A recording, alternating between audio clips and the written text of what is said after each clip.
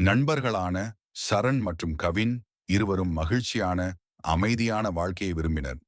சரண் தன் ஆசைகளை கட்டுப்படுத்தி தனக்கு தேவையானதை மட்டுமே வைத்துக்கொண்டு வாழ்ந்தான்.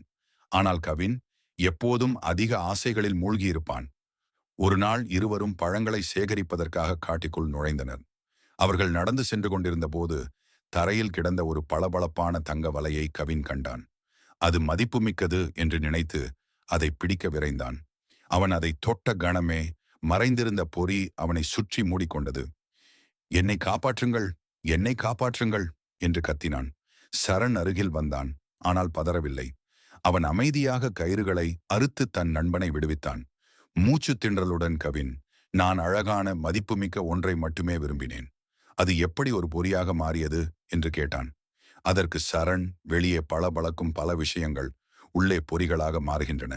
ஆசை முதலில் நம்மை ஈர்த்து பின்னர் நம்மை காயப்படுத்தும். நான் எல்லா ஆசைகளையும் துறந்ததால் தான் சுதந்திரமாக நடக்கிறேன்.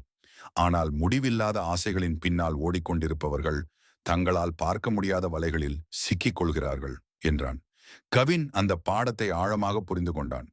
அன்றிலிருந்து அவன் தேவையற்ற ஆசைகளை துரத்துவதை நிறுத்திவிட்டு மன நிறைவுடன் வாழ கற்றுக்கொண்டான். தலைப்பட்டார் தீரத் துறந்தார் மயங்கி, வலைப்பட்டார் மற்ற எவர். தீங்கு விளைவிக்கும் ஆசைகளை முற்றிலுமாக துறப்பவர்கள் உண்மையான நல்வாழ்வை நோக்கி நகர்கிறார்கள். அவ்வாறு செய்யாதவர்கள் அறியாமை எனும் வலையில் சிக்கித் தவிக்கிறார்கள்.